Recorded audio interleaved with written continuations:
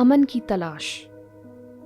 خدا کی مرضی کے مطابق زندگی گزارنے کے لیے ہمیں مسیح کے بدن یعنی کلیسیا میں محبت اور اتحاد پیدا کرنے کے لیے ہر ممکن کوشش کرنی چاہیے۔ میں راشد یونس ہوں۔ کچھ معاملات میں مجھے یقین ہے یہ اصول دراصل اس نتیجے پر پہنچتا ہے جسے ہم 3 حصوں کا مجموعہ ٹرائلوجی کہتے ہیں، اور ٹرائلوجی علم التین سے میں گزشتہ 2 اصولوں اور اس اصول کا ذکر کر رہا ہوں، اور ان کا واقعی آپس میں تعلق ہے، اور وہ اس سے عیاں ہوتے ہیں جس کے بارے میں ہم متنازع معاملات کے تعلق سے پڑھ رہے ہیں۔ میں آپ کو واپس لے جانا چاہتا ہوں تاکہ آپ کو وہ تعلق دکھاؤں۔ آپ کو یاد ہوگا کہ ہم نے اصول نمبر 28 میں دیکھا تھا، ایک دوسرے کو قبول کرنا۔ خدا کی مرضی کے مطابق زندگی گزارنے کے لیے ہمیں ایک دوسرے پر الزام لگانے سے گریز کرنا ہے، کیونکہ خدا نے ہمیں آزادی دی ہے، اور یہ دونوں طریقوں سے کام کرتا ہے، چاہے مضبوط ہو اور چاہے کمزور ہو۔ ہمیں ایک دوسرے پر الزام نہیں لگانا۔ تاہم اس نئے اصول میں جس کے بارے میں پولس ہمیں مزید مخصوص رہنمائی فراہم کرتا ہے، میں نے اسے ایک دوسرے کی حفاظت کا نام دیا ہے۔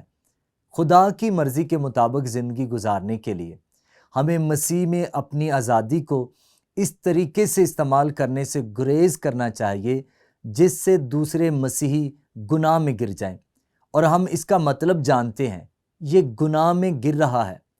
ہماری آزادی کے باعث ایک ایسا شخص وجود میں آتا ہے جو ہمارے ایک قدم اٹھانے کی وجہ سے خدا کی مرضی سے ہٹ کر تباہی کی طرف چلا جاتا ہے، اور اس طرح پولس اپنی ساری توجہ اس پر مرکوز کرتا ہے اور ہمیں ایک اصول دیتا ہے جس کے ذریعے ہم اپنے تمام رویوں کا جائزہ لے سکتے ہیں، اور اس سے کوئی فرق نہیں پڑتا کہ ہمارا تعلق کس ثقافت سے ہے اور ہم تاریخ کے کس لمحے میں زندگی گزار رہے ہیں۔ اور پھر یہ 3 حصوں کا مجموعہ تیسرے اصول کی طرف لے جاتا ہے۔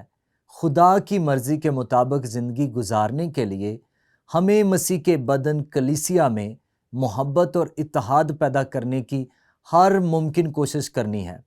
اور یہاں آپ کو ایک تعلق نظر آتا ہے، کیونکہ پولس رومیوں 15ویں باب کی 5ویں اور 6 آیت میں دعا کرتا ہے۔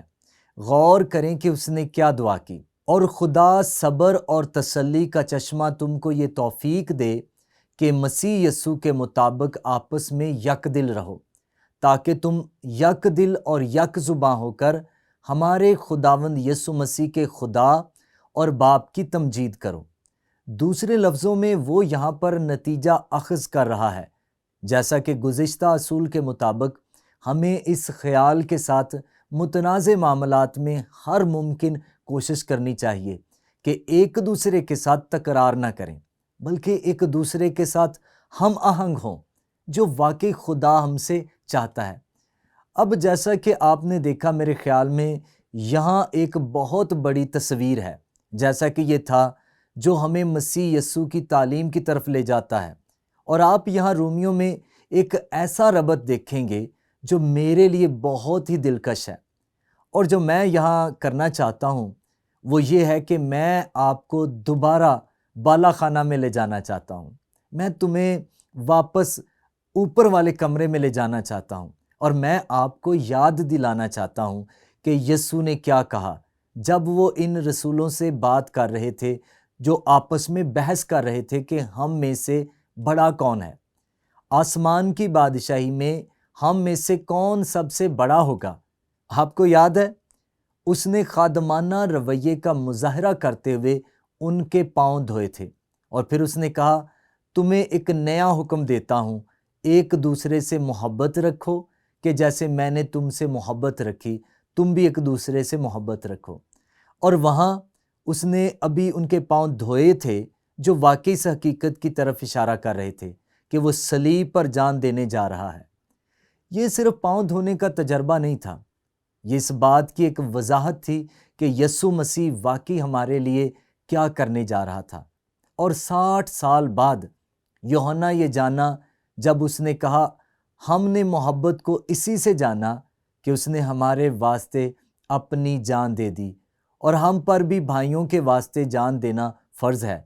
یہ وہ چیز تھی جس کی طرف یسوع اشارہ کر رہا تھا، اور پھر اس نے کہا اگر آپس میں محبت رکھو گے تو اس سے سب جانیں گے کہ تم میرے شاگرد ہو۔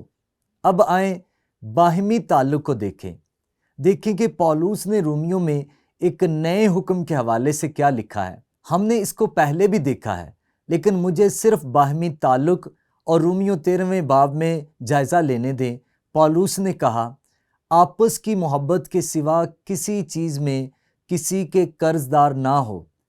یہ وہ الفاظ تھے جو یسوع نے 3 بار کہے، ایک دوسرے سے محبت رکھو، ایک دوسرے سے محبت رکھو، ایک دوسرے سے محبت رکھو۔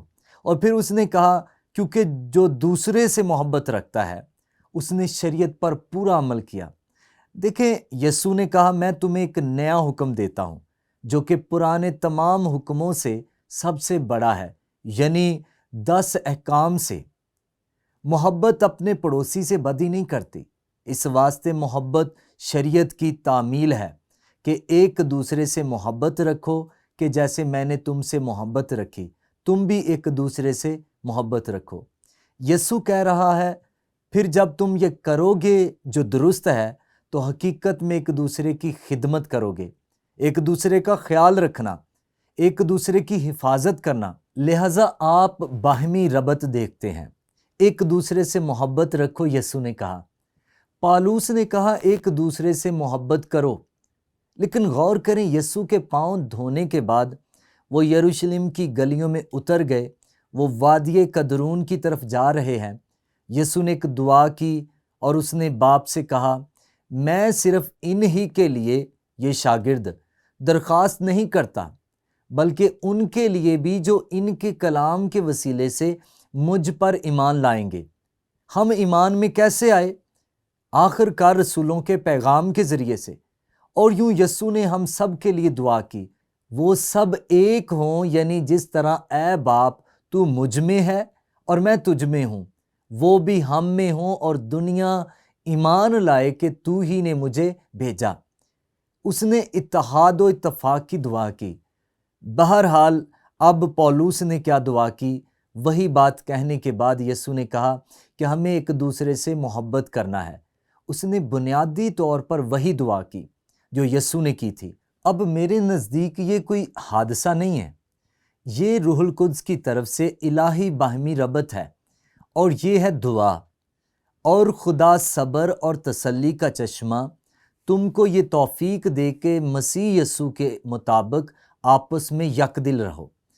یسوع نے وہ دعا مانگی، پولوس نے بھی وہی دعا مانگی، یہ کہنے کے بعد کہ ہمیں ایک دوسرے سے محبت کرنی ہے جیسے کہ مسیح نے ہم سے محبت رکھی۔ آپس میں یک دل رہو تاکہ تم یک دل اور یک زبان ہو کر ہمارے خداوند یسوع مسیح کے خدا اور باپ کی تمجید کرو۔ اور میرے نزدیک یہ تعلق کوئی حادثہ نہیں ہے۔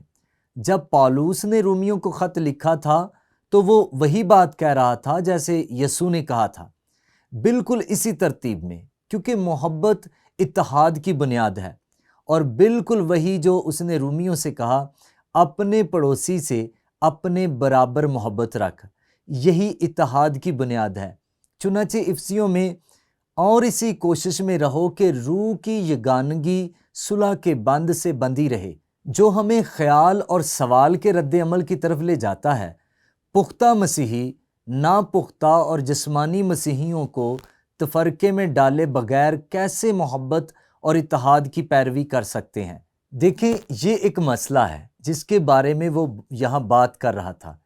ناپختہ مسیحی خاص طور پر تفرقے کا شکار ہو رہے تھے، لیکن یہ بھی کہ زیادہ تر پختہ مسیحی ان لوگوں کے ساتھ بحث میں پڑ رہے تھے جو ناپختگی میں تھے اور ان میں اختلاف تھا، اور لہٰذا پولوس اتحاد کے لیے دعا کر رہا ہے، اور وہ ہدایات دیتا ہے کہ اس دعا کو ان اصولوں کے ساتھ آگے بڑھایا جائے جن کو ہم نے ابھی دیکھا ہے۔ لیکن یہاں میرے نزدیک جواب ہے، میں سمجھتا ہوں کہ وہ ہمیں ایک بہت ہی اہم رہنما اصول دیتا ہے، اور وہ ہے مسیح کی محبت کا نمونہ۔ غور کریں کہ اس نے دعا کرنے سے پہلے کہا، غرض ہم زوراوروں کو چاہیے کہ ناتوانوں کی کمزوریوں کی رعایت کریں، نہ کہ اپنی خوشی کریں۔ میرے لفظوں میں وہ کہتا ہے آپ میں سے جو لوگ مضبوط ہیں ان کی زیادہ ذمہ داری ہے کہ وہ دوسروں کو بڑھنے اور پختہ ہونے میں مدد کریں بجائے اس کے کہ ٹھوکر کا باعث بنے۔ تو لہٰذا یہ اپنے آپ میں ایک بہت ہی طاقتور رسول ہے۔ کیا واقعی ہے؟ اور پھر وہ کہتا ہے ہم میں ہر شخص اپنے پڑوسی کو اس کی بہتری کے واسطے خوش کرے تاکہ اس کی ترقی ہو، کیونکہ مسیح نے بھی اپنی خوشی نہیں بلکہ یوں لکھا ہے تیرے لعن طعن کرنے والوں کے لعن طعن مجھ پر آ پڑے۔ دیکھو یسوع وہ ہے جس نے اس کا نمونہ دیا، اس نے اسے رسولوں کے لیے نمونہ بنایا جب وہ ان کے پاؤں دھوتا تھا، جو ان کی خدمت کر رہا تھا، جو واقعی اس بات کی وضاحت تھی کہ وہ ہم سب کے لیے کیا کرنے جا رہا تھا، اور وہ دنیا کے گناہوں کے لیے اپنی جان دے رہا تھا۔ لہٰذا مسیح کی محبت کا نمونہ بنانے سے ضروری نہیں کہ سب مسئلے حل ہو جائیں گے، اور یہی وجہ ہے کہ کولوسیوں میں پولس کہتا ہے کہ ہمیں بائبل کی تعلیم اور پرستش دونوں کی ضرورت ہے، اور یہ ایک ساتھ بڑھنے کے عمل کا حصہ ہے۔ مسیح کے کلام کو اپنے دلوں میں کثرت سے بسنے دو اور کمال دانائی سے آپس میں تعلیم اور نصیحت کرو، اور اپنے دلوں میں فضل کے ساتھ خدا کے لیے مزامیر اور گیت اور روحانی غزلیں گاؤ، اور کلام یا کام جو کچھ کرتے ہو وہ سب خداوند یسوع کے نام سے کرو، اور اسی کے وسیلے سے خدا باپ کا شکر بجا لاؤ۔ یہی وہ عمل ہے جس کے ذریعے ہم بڑھیں گے اور جب تک یسوع مسیح کے پورے قد کے اندازے تک نہ پہنچ جائیں۔